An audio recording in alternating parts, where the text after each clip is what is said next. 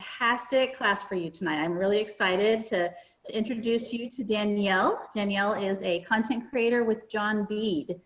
They are one of the companies that we work with to provide beads for Michaels. And so she's here with her partner, Carmi, who's going to be helping us teach this class, and we're going to learn a lot, and I hope we have a lot of fun. So wanted to cover a couple things. We are going to be recording the class tonight. We will have it posted on michaels.com/classes tomorrow. So if you want to reference back to it, you'll be able to go back and watch the video then. And to make sure that we can all hear everything that Danielle is saying, we're going to go ahead and put everybody on mute. And so if you could go ahead and ask any questions that you have over in the chat section. And then Carmen and myself will be able to take those questions and ask Danielle periodically throughout the class. So we want to get you guys as many answers as you possibly can, all the questions that you possibly have. But the most important thing right now is to have fun. And just want to introduce you to Danielle, and let's get started. All right. Thank you everyone for joining tonight. I'm really excited to be here to teach you to make a beaded tennis bracelet. It's a really fun design. It's a really easy design. And if you guys are ready, I'll switch my camera and I'll show you some jewelry.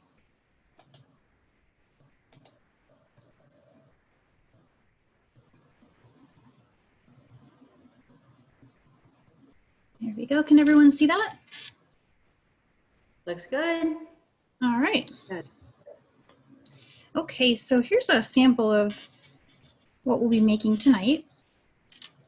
And the stitch it's a version of what you might recognize as flat spiral rope.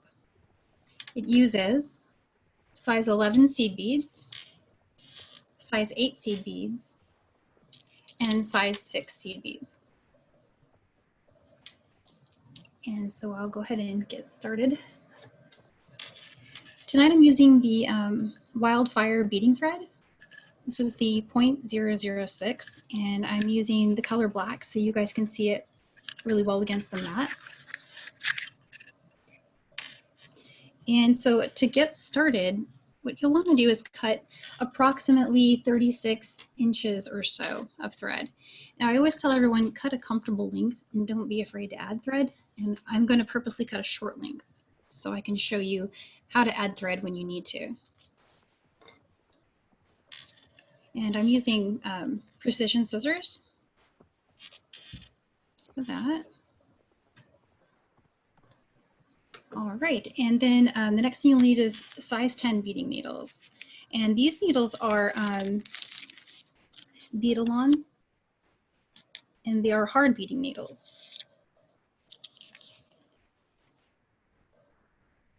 All right, so there's a trick to threading a needle. If you've ever tried to use the thicker threads, Wildfire's it's a rather thick thread, and so I usually use my fingernail to kind of pinch it flat first. And that'll make it a lot easier to thread your needle.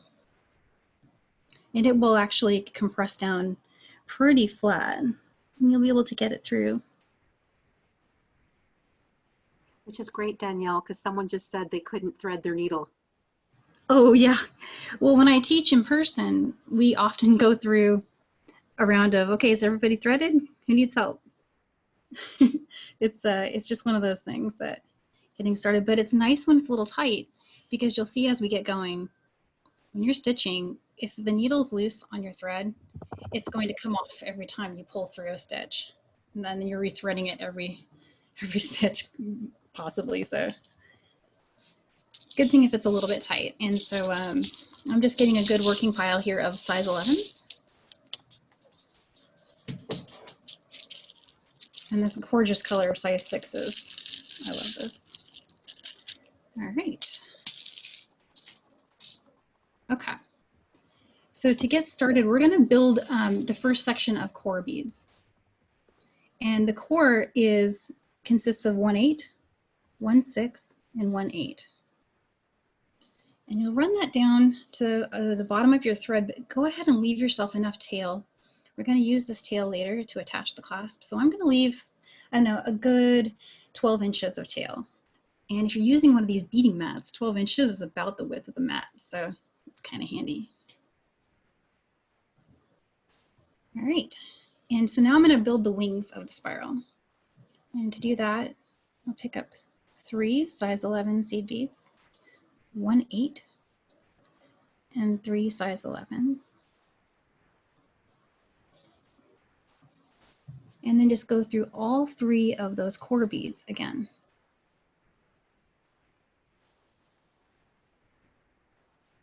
All right. And now we're going to add another arm to this spiral. So here I've picked up 3 size 11s, 1 8, and 3 size 11s.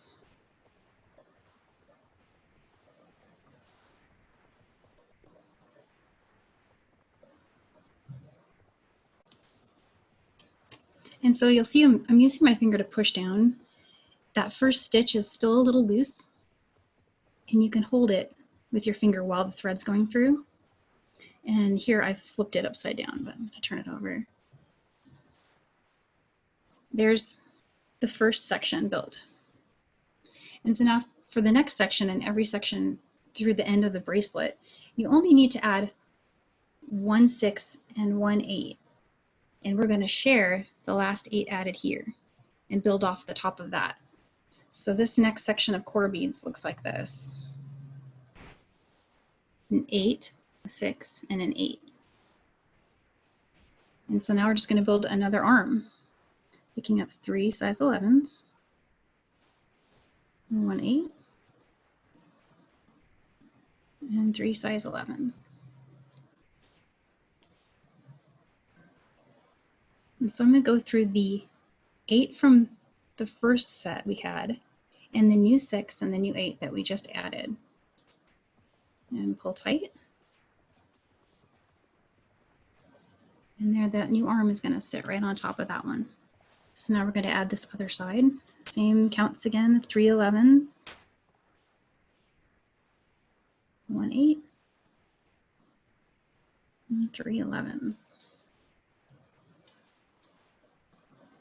So Danielle, Sure, yeah. everyone has noticed how quickly you've built this first section. And we've had a couple people miss the beginning. Oh, okay. I think it would be nice for you to just remind people that everything is in the PDF and you're doing the same step over and over again, but I don't know if you'd like to try it one more time. I sure can, yeah. What I can do is we can just set this one aside and I'll just start a new one and everyone can see that. Because that first step is the trickiest part. From where I was there, it's straight on till morning. You're done with learning all this stuff, so yeah. So going back to, I'm using Wildfire. This is the 0.006. It's a nice working length especially for the 8s and for the size 11 beads as well. But I mentioned the size because there is another, I believe there's a 0.8 as well, and I would recommend the 0.6 for this design.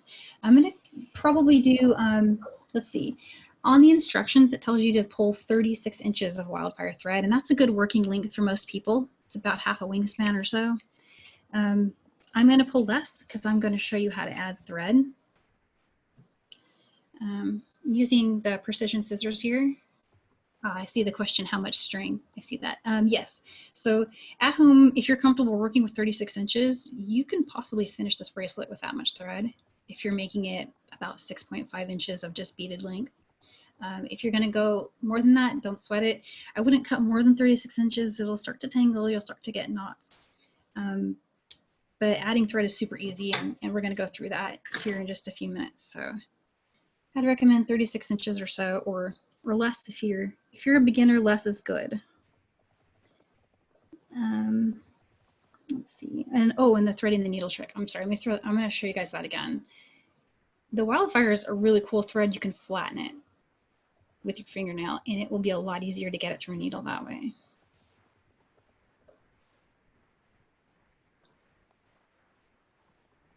And I am off camera. Sorry about that, guys. I just now saw that. Okay. All right, and so I'm running it down 5, 6, 7 inches or so and folding it over.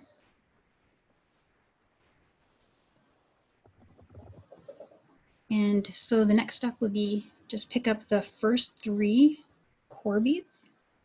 And so the way this bracelet is built is there's core beads that consist of 8, 6, 8, 6, 8, 6 all the way throughout.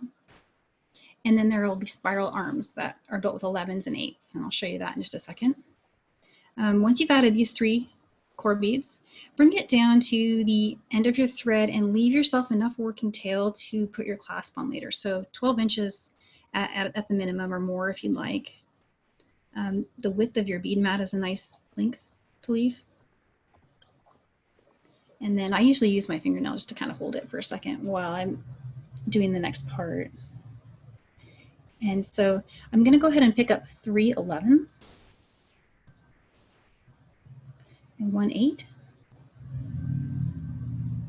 And here's 3 more 11s. And now you want to go back through all 3 of those beads we just added, those 3 core beads, and pull tight. And so there's 1 arm built. Sorry, I'm going to flip that for you. There you go. And then you'll pick up 3 more 11s. Oops. 1 8 and 3 more 11s. And now you want to go through those 3 core beads again.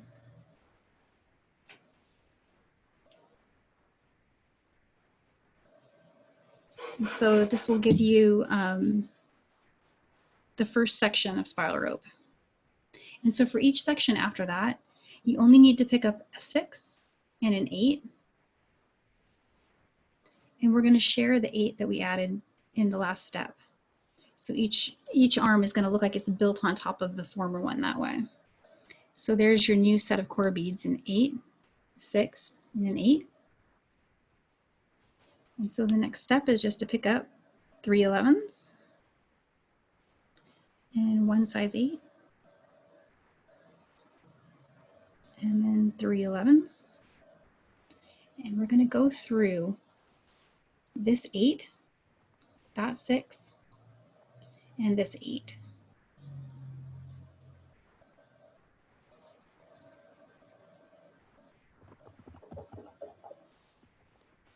He got away. There you go.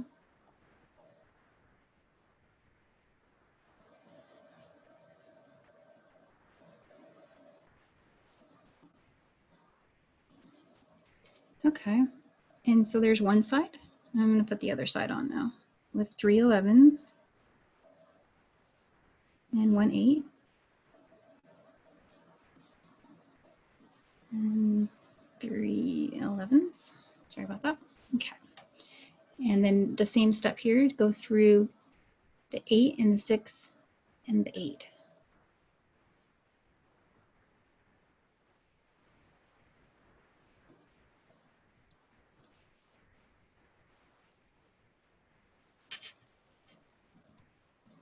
There we go.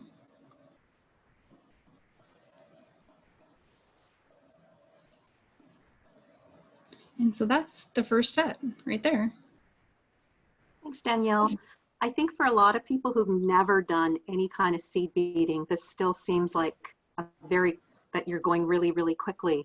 How would you recommend that they get started? Oh, you mean with the first step for this? Just to take their time and when they're doing this for the first project. Oh, like as a very first beading project? Yeah, I Yes. would say just getting used to, tension of the stitches is probably, I don't know, half of the challenge. And when you first add a stitch and it starts to move and you're like, oh, that's not staying where it's supposed to, just knowing that when you build the first sections, that's always the most challenging part of any bead weaving project. Those first few rows, those first few loops, they're always loose, they don't stay put. But if you persevere past that, you end up with something it's put together well and it looks nice and everything's fixable. For example, if you have some loose stitches at your beginning that as you get good going on and get more skills toward the end, you don't like those beginning stitches anymore, you can pull them off. You can also tighten this up by running through the core with another strand. So there are a lot of things we can do. I can show you guys those when we add the clasp to this one. Carmi, would you recommend I go through the starting one more time, or keep going with this? What do you think?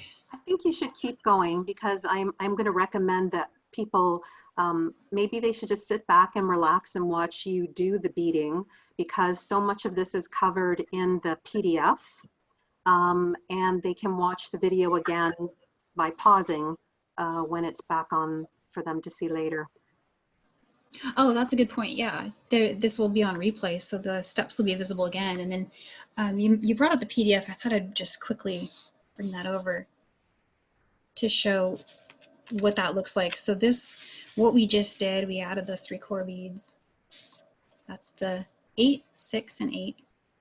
And then we looped around with the 11s and the 8 and the 11s. We went through. And so that was the step 1. Then we added the other side by adding 11s, 8s, and 11s, and coming back up through that core, and then added 6 and an 8 to the top there.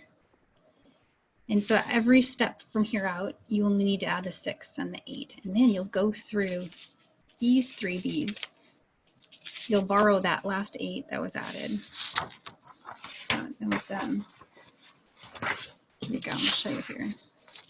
Going through these 3 here. And then you come around with the next one and go through those 3. And that's the same, it's the same, you repeat this step every time until the end of the bracelet. And so I'll show you what that looks like with this one. I'll go through a few more here. So I've just finished the last spiral rope here, so I'm going to add an 8 and a 6.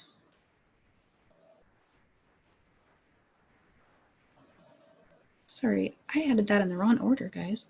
Look what I did. It's good that you caught that, because I wouldn't have. Well, I've done it before. I have a tendency to do that. I don't know why. I want to put that 8 before, because that was the original pattern, and so I fall back to that. There we go. So Danielle, you're working on a bead mat, and so you're not having any problems adding the tiny beads to your needle? No, those make it a lot easier. In fact, I often pick them up just like this.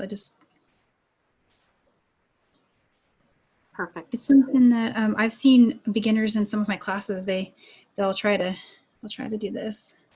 That's a lot harder. Yeah. This is really easy. You're letting the mat help you load your beads. It's definitely the way to go, I think. And Somebody so also has asked if in the end your thread is too long, can you just cut it? Oh, well, we're going to need to weave in the thread. But yes, once you've woven in a thread, you just trim it. And if you have a long enough working thread, you can take a business card and wrap it around it like a spool and save it for another project. Maybe one where you just need to add a little bit of thread. I do that a lot because I go through a lot of thread, and it's hang on to the excess. Yeah, hang on to it because it comes in handy. You get to the end of the bracelet, you need 2 more stitch repetitions, and you don't want to add a whole length, but that suddenly becomes useful. So yeah, save everything. Danielle, someone has asked, is when you're stacking the wings, is the right left important? It is not, no. And in fact, when I get going fast, I pick it up and I actually end up flipping that wing to the left first, which I don't teach beginners that way, because if you're right-handed, it's more natural to have it sit on this side first. But I flip it like that. Perfect. And then I just start going and adding. But the one thing that is important is making sure it's right side up versus, you see what I did here? I had it flipped upside down. So that is something to watch for. You'll know you're right side up when the wings are facing up and the one you just added is sitting on top of the last one. See how this one's sitting underneath? You want to make them each sit on top. So I'm going to go ahead and pull that guy out.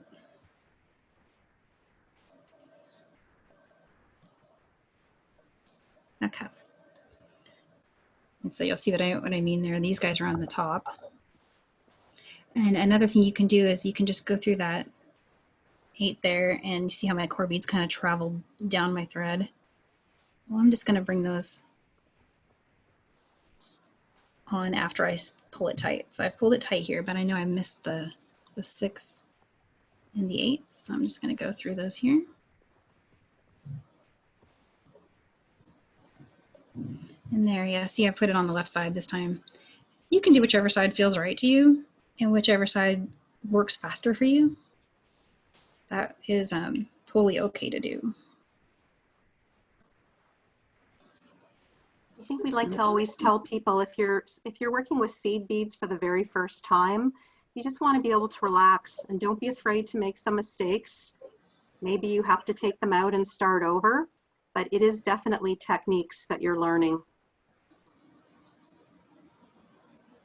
Yeah, for sure. And the joy in some of these projects comes when you've mastered this and suddenly you look at the wall of colors and you're like, wow, I can make a color of these for every friend. Or if you're going to do a fundraiser or a craft show, you can make 4 bracelets from these 3 tubes. It's a really, really neat project. It's also really meditative and relaxing, I find. Perfect. Danielle, if you, for yourself, how long would it take you to complete the entire length that you need for the bracelet? It would take me probably an hour, I would say. And that's not an hour of solidly like working right at it, but an hour where I get up to get a glass of water, you know, just have it out on my table and work at it at 10-minute bursts. It's a lot of time I have a project out on the table and you know, I'll go do something else for a while and come back. But in total, I probably spent about an hour on it. Perfect. Thank you. We just had a really nice comment that someone picked up red, white, and blue beads. So it would be nice to do a bead bracelet. Oh, I would love to see that. There's a way to share, right? And tag so we can see what everyone makes. That would be great. I know it's in your PDF, but do you happen to recall how many times you repeat Oh, yeah. This section, it depends how long you would like your bracelet to be. But if you're going for about 6.5 inches, which once you add your clasp, that's going to be a 7-inch bracelet. It's probably, let's see, about 25 repeats or so. You might just want to raise up the bracelet a little bit. It's off the screen. Oh, is it off camera? Yeah. Thank you. Sorry, I didn't see that. Okay. There we go. So everything you're doing, you're repeating? Yeah. Yep. I'm repeating. Let's see. In the handout, that repeat is steps 4 through 6. And it's just, it's this step through the length of the bracelet. You add a 6 and an 8 and loop through the old 8, the new 6 and the new 8 on both sides. And continue on until you have either, you know, 25 or the length that you like. When I'm making for someone I know, I try to measure for them. And when I don't know the person, I always just go for 7 inches and most people can still wear it. And someone just asked, if your wrist is 7, would you stop at 6 inches and then add the clasp? So the measure is 6. Yeah, probably maybe just add 1 more repeat so that it's not, you know, it depends how you like to wear them. Yeah, if you like to wear it loose, then add another link or so. And I'm calling each one of these a link, each 6. Perfect. Danielle, you're getting many comments thanking you for the PDF that was sent earlier today. Oh, that's awesome. Thank you. I'm glad it was helpful. I think for most people who are going to be beading for the first time, watching you is one thing. And then later on, having the PDF will make even more sense. And I've noticed 1 or 2 people are putting the PDF back online. So thank you for adding it again, if you didn't see it in your email earlier today. So I think we've covered this section quite well. Okay. And so then, how about I show adding thread really quick? So let's say, let's pretend I'm running out of thread here. What I'm going to do And is that happens. it does, and you'll want to leave yourself enough to weave in. So let's say 6 inches or so. I'm going to bring them. Somebody's worried that this thread might break easily. No, in fact, Wildfire doesn't break. Even when you're using it where it's been punctured maybe by the needle from going through too many passes or something, what'll happen is it'll actually just kind of stretch and turn a little bit white, but it will not tear. And another thing I've noticed is that it can get wet without stretching, which is great for a project. Yeah, it's pretty cool. It is, it's a thick thread, so when you're using 11s, you want to be a little cognizant that going through 11s, when you get to your third pass, it's going to start getting tight on you. But you won't have that problem with 8s or 6s. But I also recommend for beginners to use a thicker thread. It makes the stitches hold. Great. And so here, what I'm doing again is I'm making this flat so I can thread my needle with it. This is a size 10 Beaded hard needle. I'm smiling because Meredith from Beaded is watching.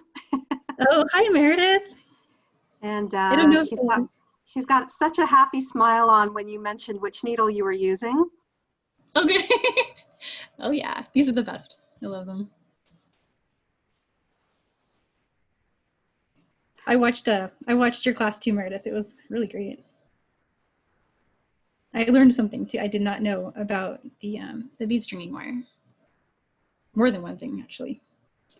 And so I'm going to show you guys how to add thread now. So I threaded my needle on this one, but what you would do is say this was too short.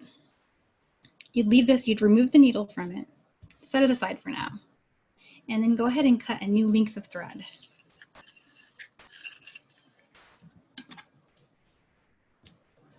I think into every beader's life comes that terrible moment when you realize you didn't cut a long enough thread. Oh yeah. So this is a great tip for them to receive.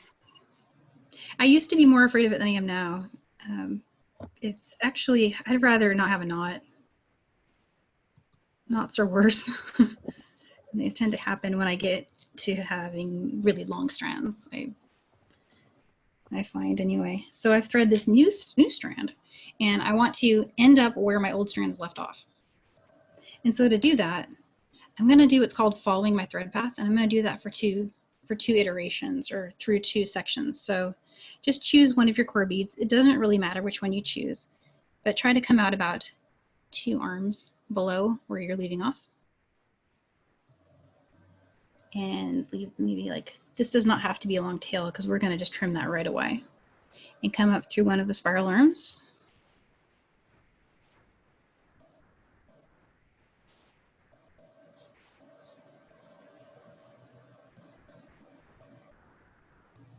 And I'm going to flip this over so you can see what I'm doing on the back side. I'm exiting one of the spiral arms with the new thread that I've added. And now I'm going to go back down. So I'm going through that 8, the 6, and the 8. You can see my needle exiting there. And it's already starting to get tight.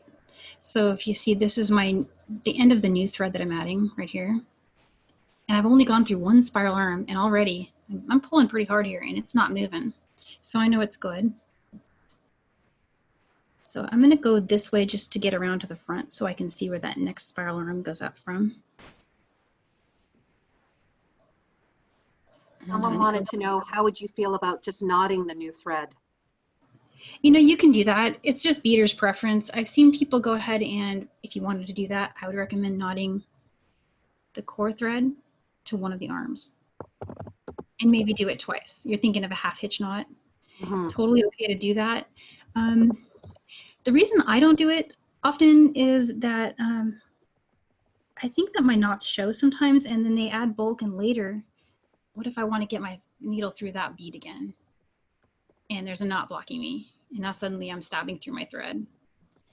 So, and I've done that a lot of times, and the only time I'll still knot is if I'm done with the bracelet and I'm not going to be weaving in anymore. I'll go ahead and just knot then, especially if my thread's getting short, and my patience is as well. So then I get lazy and I do that. But I think it's maybe technically better not to. Something else I've seen people do is they can see how I've exited here where my old working thread was. You could tie a knot here if you wanted. You don't have to, because see how tight this guy's really tight here. He's not going anywhere. And you have a perfect new thread in place. Yeah, and he's right where he needs to be.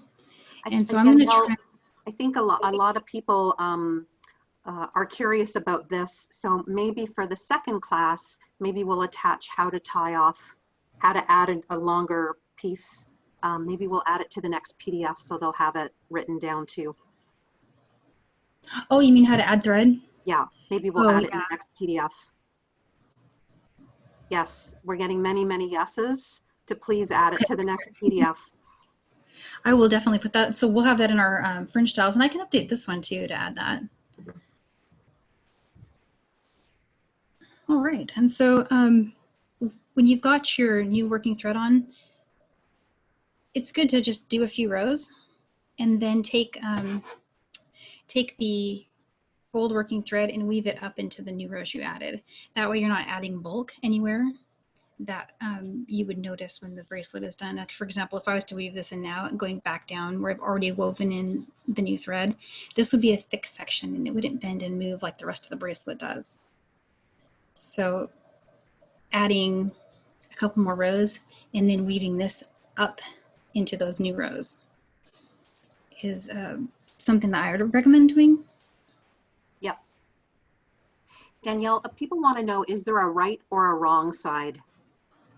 So you mean which side to add that spiral arm on? For the project. For the project itself, is there a right or a wrong side? Yes. So earlier I made a mistake where I flipped it over and I added that spiral arm on the back. So there, the back side, you'll notice from where you start, the bottom one will always be on the top. That something you guys can see there pretty good. So that's the back side. On the front side, the side where we're adding new sections to, it's always going to be on the bottom. So bottom, and then you put the new one on top of it, and the new one on top of that, and the new one on top of that. Great. So you'll see when I pull this through, it'll show you where it sits.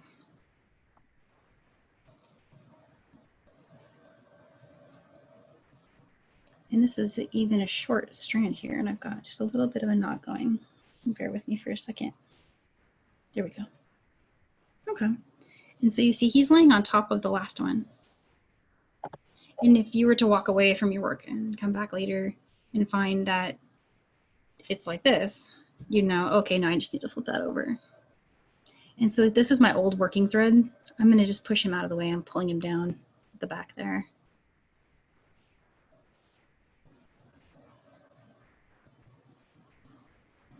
Okay. Let's check how we're doing on time here. We're at 5:30. Okay, so do you guys want to see a few more rows like this, or should I move to clasp? I think you should move to the clasp. Okay. All right, I'm going to get a sample out that I made earlier. That's at a clasping length.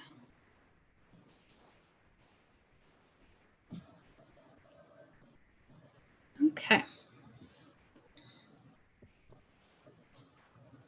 And these are, I've been using these really fun clasps. There's a couple of really amazing things about them, and one is that the connector is oriented 90 degrees.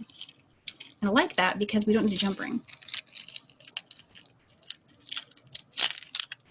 I'll show you what I mean. I'm just going to get this little piece off here. See how he's oriented at 90 degrees to the toggle? That's super handy for the way that, that it'll sit when you build it.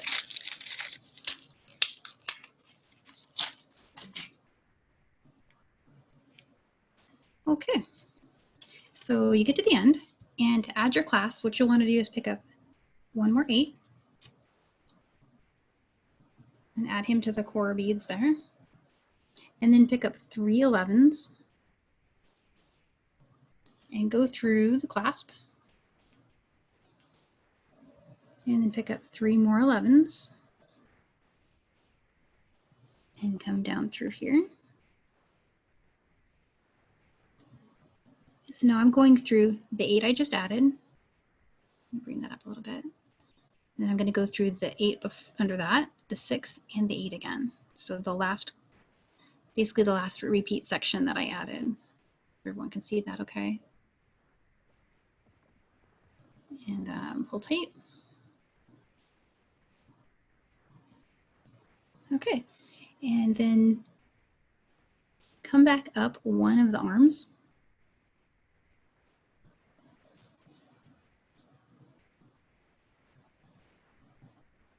And it doesn't matter which side, you just choose which side to go first, and we'll catch the other one on the next. So now I exited from this arm, this spiral arm, and I'm going to go through the 8 we added. And then all the way around, so through those first 3 11s, through the clasp, and back down through all the 11s. And I'm going to continue on through the 8, then the 8 below that, the 6, and the 8 below that.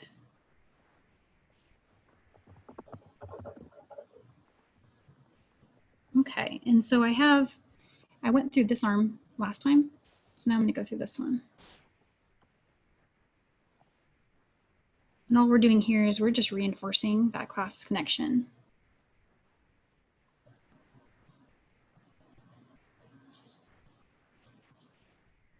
Danielle, I think what you're showing everybody is really what finishes a seed bead project so professionally. You're doing the same thing that you would see in a great store where you'd be buying a high-end piece. It just looks beautiful. Oh, thank you. Yeah, I really enjoy doing this. The finishing is something that lately I've been really excited on focusing on and getting more creative with. Like, how can we make that look neat, and how can we add this type of clasp or that type of clasp?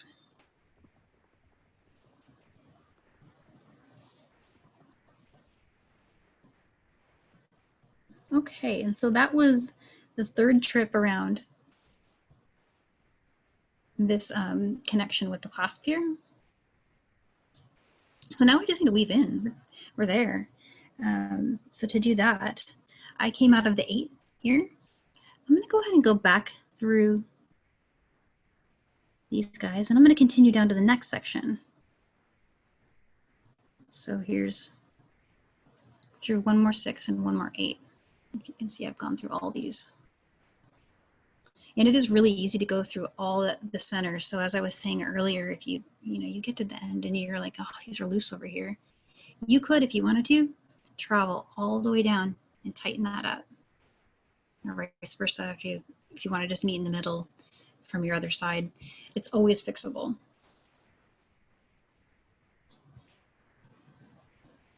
Danielle, so the question was, how many times would you recommend doing that for the class? I would recommend going through this 3 times. 3 times. Yeah, and then to weave in. Some really good advice that I got from another beader was to change direction 3 times.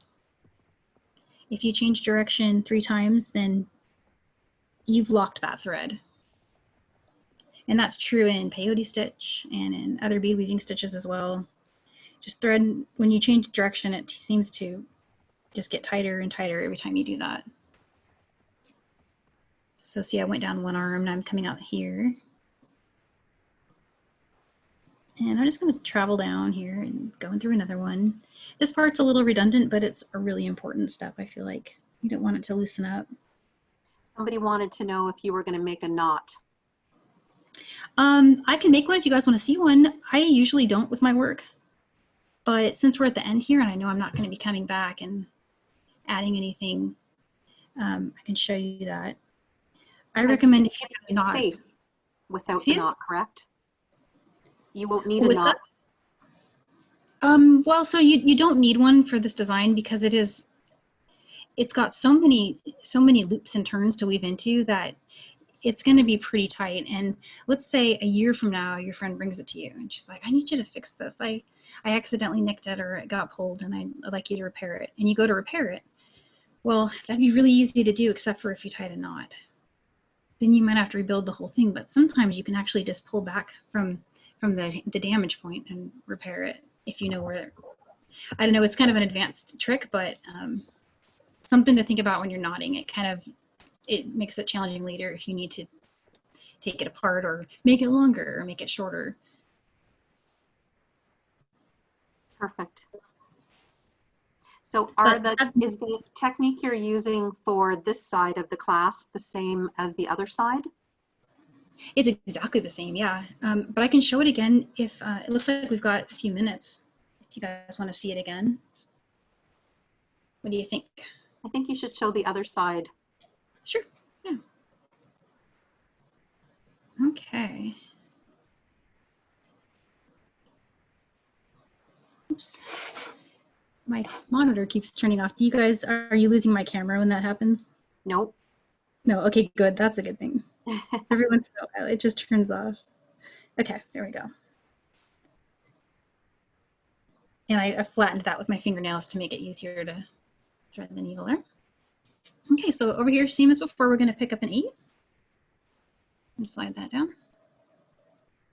And then pick up 3 11s. And then one of the holes on the clasp there. This one only has one. There we go. 3 more 11s. And now go back down through the 8 we added. And continue through the 8 below that. And the 6 and the 8 below that. Everybody see that okay? Yes. Bring that down and tighten that up. And then come up through one of the arms.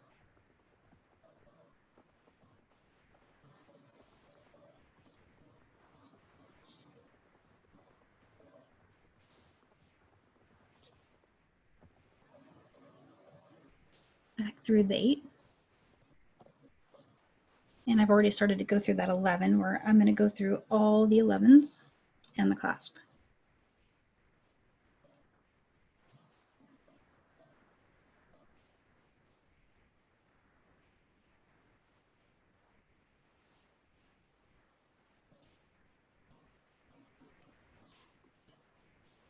Do you have a name for that last stitch you just did? You just, by the toggle?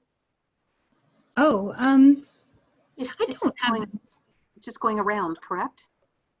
Yeah, I don't know if there's a name for it. It's just kind of it's just a little connection, I guess. Mm-hmm. And on the on this end, something to think about if you're using a toggle. On this end, having a little extra length, so adding 3, is helpful to get the toggle through. On this end, if you added only 2, you could do that if you wanted, but. So you're saying that it'll make the toggle easier to Clasp when you're putting it on. Yeah. Yes. I have it happen so often where I make a bracelet and then I go to connect the toggle and I made it too tight.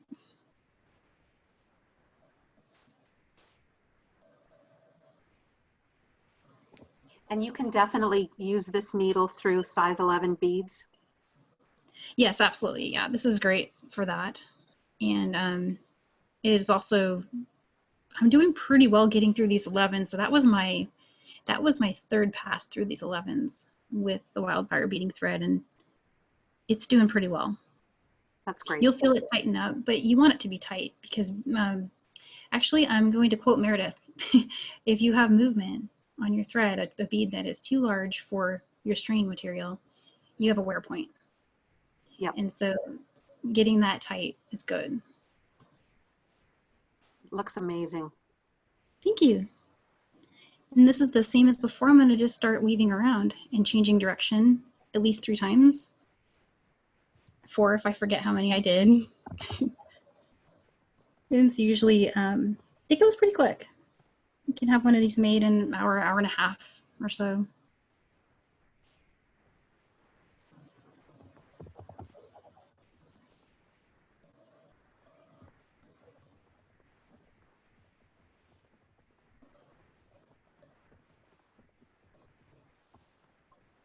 And so once you, I'm going to switch to the other side because I wove him in better. I'm going to show you just trimming it really quick. A little trick for that. Danielle, would you ever use a big needle, a big eye needle for this project? You mean like a flexible eye needle or a collapsible? It was just a question we got from one of our students. Yeah, so flexible eye needle and collapsible eye needles are really great for stringing like malas. For bead weaving, you wouldn't use them. A couple things about those is they have, they're braided. Those needles are braided and they're bendy. And so they'll actually nick the thread as they go through second passes. So we're going to stick to your recommendation. Yeah, and if you don't have these beading needles, there's, let's see, like if you have a size 11, that will work too. I think you could even get away with, you might be able to get a 12 threaded. I think that's possible. I don't have a 12 in front of me to try, but I do think that that would work as well. So 11s, 10s, 12s, use what you have if you don't have a 10 handy, but as long as it's a hard beading needle, I think you got it. And Danielle, would you mind showing the beading needle package one more time? Yes, yeah, I got that here. We have a lot of interest in what needle you're using. So there they are. Perfect. And I apologize, I took the top off of it. These are Bead-A-Lawn. They're number 10s. They come with a handy threader as well. I find I only need to use that if I'm using like a Nymo or something. With Wildfire, it's easy just to thread it without it. But Perfect. Yeah, these are really great. And those are, I believe, in the handout we have the Michael's search number for that. Yes. Yeah, we do. Okay. It's on there, yeah. Size 10 there. I was going to show you guys just really quick a trick for when you're ready to trim. You have some scissors like this. If you pull on it while you're trimming, I even use the scissors to kind of, see I'm putting weight on it right now. It'll zip into the bead. And you won't have a little tail sticking out. And would you have any recommendation for people who are saying that their bracelet is curling and not laying flat? You mean like this, kind of just twisting like that? Won't do that while you're wearing it. If you mean while you're working on it, to get it to stop doing that, one trick is to hold it.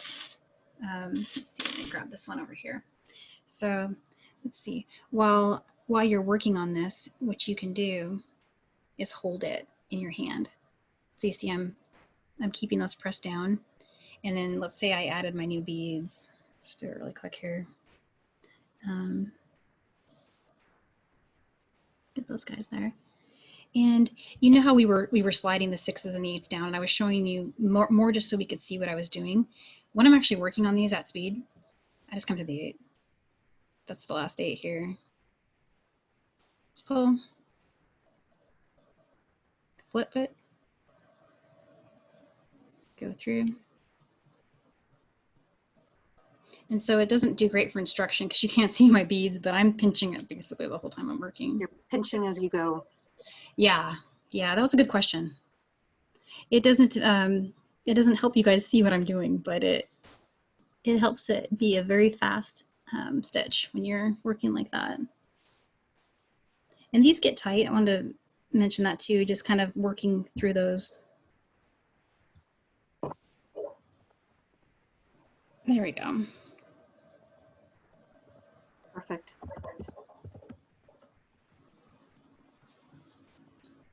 Yeah, and so Now that I've got 2 of these, what I would do is I would come back and, this was that old thread, I would weave him upward into each of the spirals, change direction 3 times, and then cut it. So we have your beautiful finished sample, but you do yeah. have a few people who are curious, what if they didn't have the correct size beads? Absolutely, yeah. So lots of things you can do. Here's an example of one that is made with, let me get that thread out of the way. Same size 6 and size 8, but instead of 11s, I use 10s for the arms, size 10 seed beads. And so what you get is a little fuller look. I was trying to make this one literally look like diamonds. And it does look like diamonds. it's got some real sparkle. I don't know if it's coming through the camera, but holy moly. If you lay it on your wrist, we get a really good view of it. Yeah. Pretty. And so these are just the size 10 is the only thing we did different. Same exact stitch, but it's using these guys. The 10s instead of the 11. Yeah, this is crystal. The color is called crystal. It is gorgeous. And next week when we do fringe earrings, how much bling is that? It's just glamour. Some summer glamour for us on quarantine at home. So it would be great if everyone would just make the bracelet this week and make matching earrings next week. Yes, that's kind of my dream. I always have to have a set. Oh, and I have one more sample to show you guys. So let's say you didn't have any 11s and any 10s, but if you had a 2 and a 6 and an 8, you could scale it up. This one's really fun, and it goes really, really fast. So same stitch, no change to how to finish it. Just instead of using 11s, your small arms are going to be made with your 8s. And the accent and the spacer here is going to be a 6. And then you would use the size 2s. Those look like this for your center. Perfect. I don't know which one I like better. I was wearing this one all day. I love this one. Thank you. Mm-hmm. Thank you. So we're right on time. Does anybody have any final questions for Danielle today?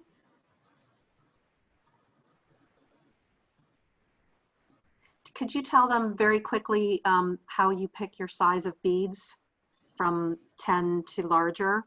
How to recognize the 10 versus the 11? Oh, yeah. Mm-hmm. Okay, so they have these labels will tell you, and they're color coded. So the 11s are this pretty purple. And let me get the 2s out. Let me get some 8s here. I have a 6 already. And the 8s are green. So with seed beading, the higher the number, the smaller the bead? Correct. Yes, thank you. That's true. I had to think about it for a second. Yes, same as with wire gauges. It's your big beads are the 2s, smallest are the 11s. Perfect. So let's see if I had a 10 here to show you guys. Would you say there's a very big difference between 10 and 11? Honestly, not really. No, in fact, the fringe earrings that we're doing next week, you can make them with 11s or with 10s. That's great to know. Look great, yeah. And 10s are a little bit easier to work with as well because they're just a little bit bigger. But if you were to pour these out right now and ask me to tell them apart, I would struggle to do so. And someone just asked you how they could know how to put the beads back. If they had 10s and 11s on their mat, it would be pretty hard. Hopefully you remember the color. I challenged myself. One of my tricks for picking them up when I'm done is scoop them. Perfect. Yeah. Okay. Well, I think you've done a wonderful job showing everyone how to make the bracelet. We might just Thank you. end the session by showing your finished sample again. Okay. There we go. And that's it. Very nicely done. Laura, are you going to make one?